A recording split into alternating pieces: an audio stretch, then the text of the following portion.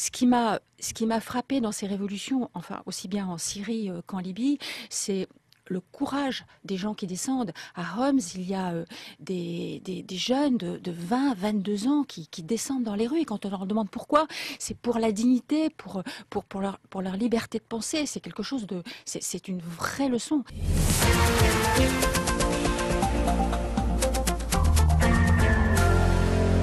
Oui, alors j'ai choisi Madame Laroche-Joubert, hein, je vais regarder un peu mes notes.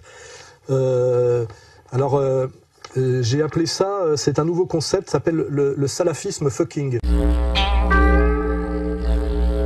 qui est le nouveau concept de la bourgeoisie occidentale, qui consiste en fait à systématiquement se ranger du côté des takfiristes, c'est-à-dire des extrémistes musulmans qui haïssent l'Occident, la chrétienté, et qui veulent revenir en arrière sur tout soi-disant nos acquis progressistes, droits des femmes, etc. Alors ce qui est marrant, c'est que toute la bourgeoisie occidentale est systématiquement derrière eux et les aide à prendre le pouvoir pour renverser, on l'a vu en Libye, on le voit en ce moment en Syrie, des régimes laïques qui protègent les minorités chrétiennes, c'est très important, et en général qui promeuvent les droits des femmes, chez Kadhafi c'était notoire.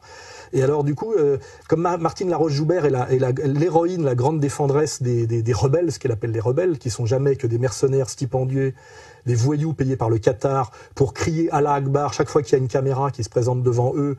Montez dans les voitures, vite, montez. L'avion s'est écrasé là-bas.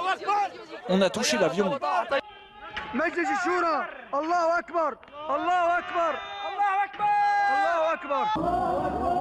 En Syrie, la ville d'Alep est toujours le théâtre d'intenses combats entre les rebelles et les forces régulières, des combats qui font chaque jour des dizaines de nouvelles victimes.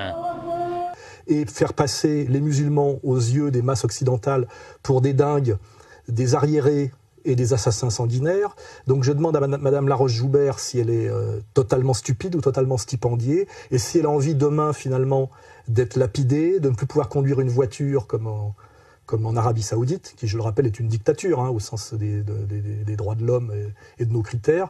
Donc voilà, ce mois-ci, la conne du mois sera Martine Laroche-Joubert pour être, comment dirais-je, pour essayer d'aider à mettre en place un régime qui l'enverrait, à mon avis, qui provoquerait déjà la perte de ses acquis sociaux et qui pourrait même la mettre en danger en tant que divorcée, mère d'Alexia Laroche-Joubert, je le rappelle, qui fait des émissions satanistes pour Endemol.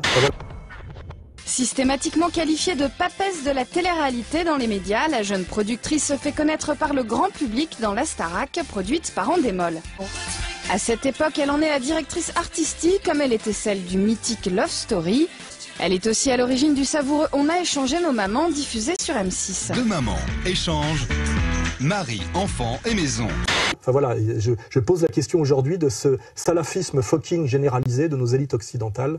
Est-ce que vraiment ça leur plaît de mettre partout en danger la communauté chrétienne d'Orient et d'aider partout à ce que soient mis en place des régimes totalement hostiles à l'Occident, tout en nous disant par ailleurs que le salafisme et l'islam radical est la chose la plus dangereuse pour le monde. Si c'est si dangereux, pourquoi est-ce qu'ils font tout pour mettre ce genre de régime en place en Tunisie, en Égypte, demain en Algérie, hier en Libye et peut-être demain malheureusement en Syrie. C'est une vraie question à poser.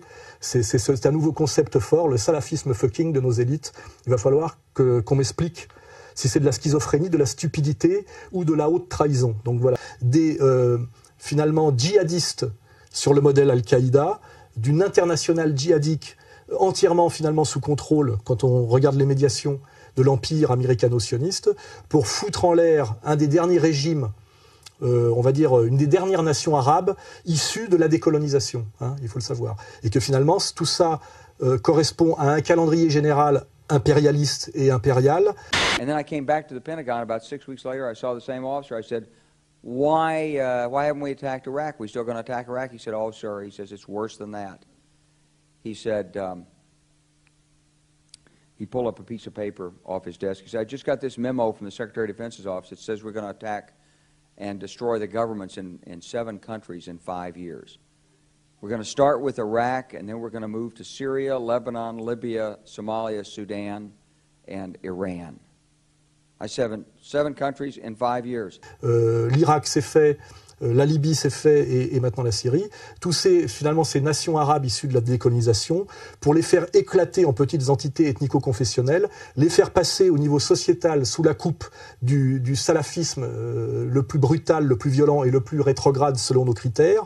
Ce que j'appelle moi, je dis que c'est la version arabe de ce que j'avais décrit moi déjà comme ce qu'on appelait le libéralisme sécuritaire. Parce qu'il faut savoir que finalement l'Empire, après le laboratoire qu'a été l'Irak, d'essayer de faire passer l'Irak de force à la démocratie, comme d'ailleurs il l'avait fait avant pour l'Afghanistan, ont compris qu'il valait mieux laisser le sociétal finalement à un islam radical rétrograde, puisque finalement c'est un régime autoritaire qui maintient au nom de la charia le petit peuple sous une dictature finalement militaire et morale, à condition, c'est un partage de pouvoir, que le macroéconomique soit laissé à la banque et à Wall Street.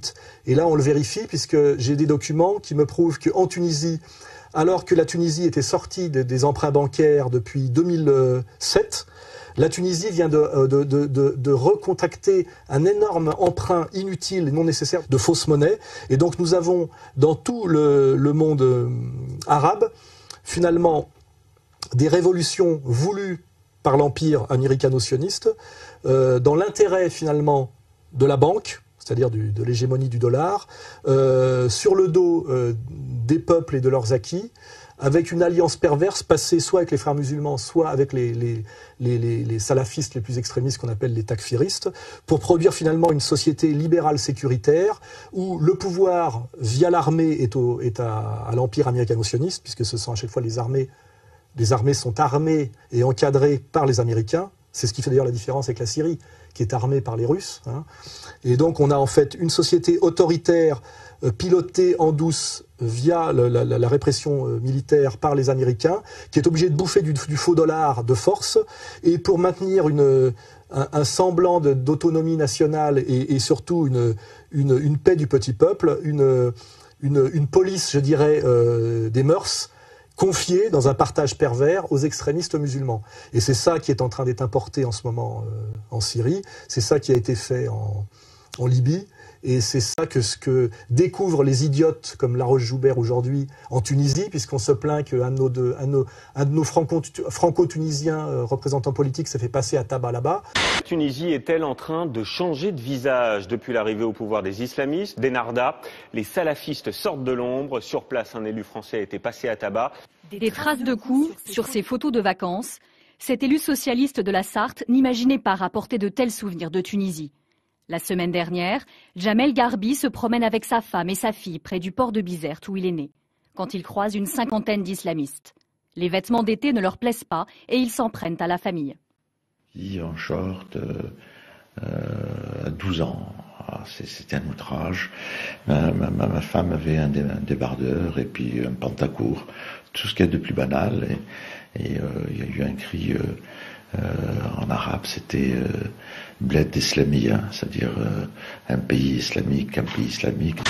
Les experts sérieux, que ce soit Lugan, les gens des services français, encore sur une ligne authentiquement gaulliste, l'avaient prévu, le savaient. Tout ça est une saloperie de l'empire américano-sioniste qui se fait sur le dos des petits peuples musulmans, qui se fait sur le dos des minorités chrétiennes d'Orient, qui se fait sur le dos de l'image de la France au Moyen-Orient, et qui achève de détruire toute l'image de marque positive qui était la nôtre, et à juste titre, grâce à la parenthèse gaullienne, et qui en dernière instance pousse à la haine les musulmans et les chrétiens, et est en dernière instance l'intérêt de l'Israël bien compris, voilà, avec un grand I, de l'Israël éternel, voilà.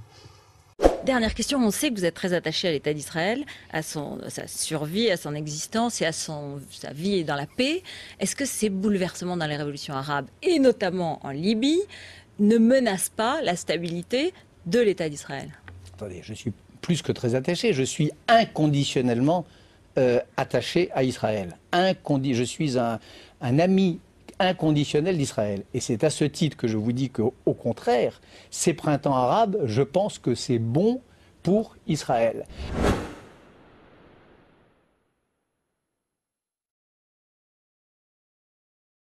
Pour digresser sur cette étrange stratégie de nos élites de systématiquement favoriser la venue au pouvoir d'extrémistes musulmans dont un des marqueurs est d'être absolument haineux envers la chrétienté, il faut parfaitement articuler ça avec, comment dirais-je, le sionisme. Hein.